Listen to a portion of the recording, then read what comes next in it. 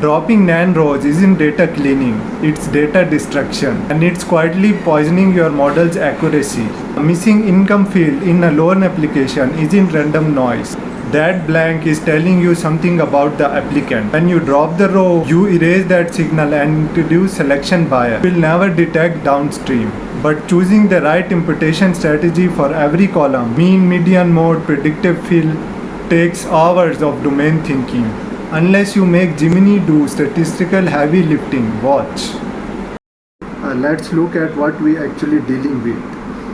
When we run a quick sum of missing values, the raw number tells part of the story.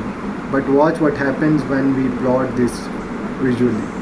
By rendering this missingness matrix, we can instantly see the exact distribution of missing data.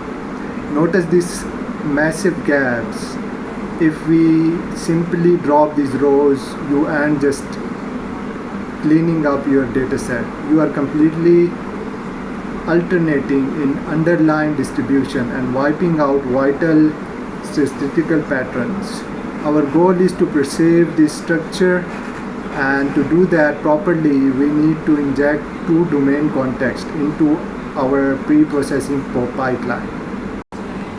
And before we ask an AI for help, we have to give it a right domain depth. Blindly filling missing values number without understanding what they represent is a massive risk. So we build a clean data dictionary here. We map out the column names, the data types, and a plain English definition of what this variable actually means in real world. This step bridges the gap between pure code and business logic.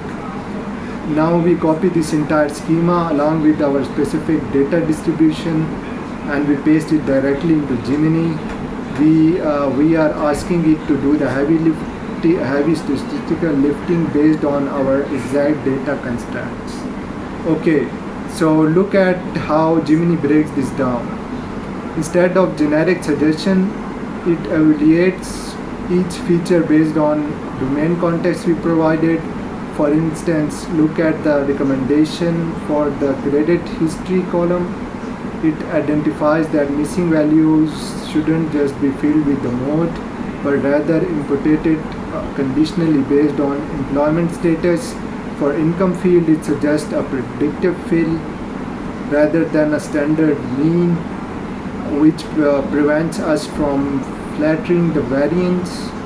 This gives us a highly sophisticated, tailored pre-processing strategy in seconds, saving hours of manual theoretical analysis. Okay, now it's translate this strategy directly into code. We implement the conditional field exactly as recommended. Watch the contrast when we run def info before and after the transformation. We go from an incomplete biased dataset to perfectly preserved, fully robust feature set. Every single row is intact, the signal is retained, and our data distribution remains completely uncompromised.